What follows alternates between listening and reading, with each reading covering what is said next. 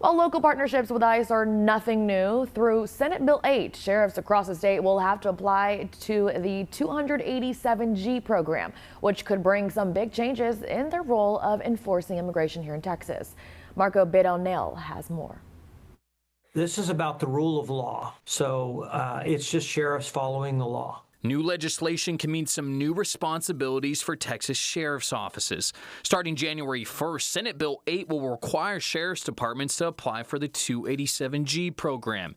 If approved, counties would have the ability to perform certain immigration procedures for ICE. There's a number of us that have been 287G sheriffs for many years. Brian Hawthorne is the sheriff for Chambers County and also the president of the Sheriff's Association of Texas.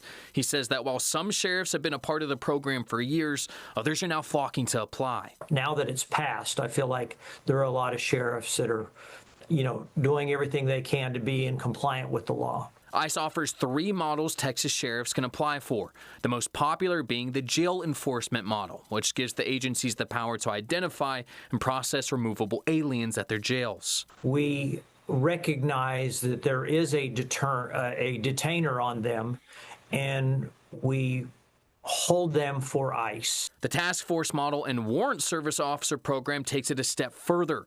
If a sheriff's department gets approved for one of those models, they'll be able to enforce limited immigration authority during their policing duties, as well as execute warrants on aliens in their jails. Now, there are some sheriffs that have not had any desire to want to be a part of the 287G program.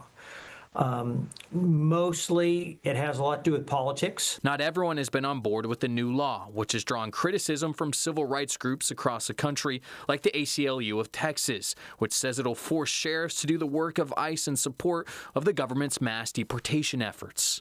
I disagree with them in the aspect of most of these people that are who this program targets. They are in the country illegally. If you are here illegally and you're also committing crimes here in the state, that we should cooperate and work with ICE. Hawthorne estimates that when the legislation was introduced, only about 20% of sheriff's offices across the state were enrolled in the program.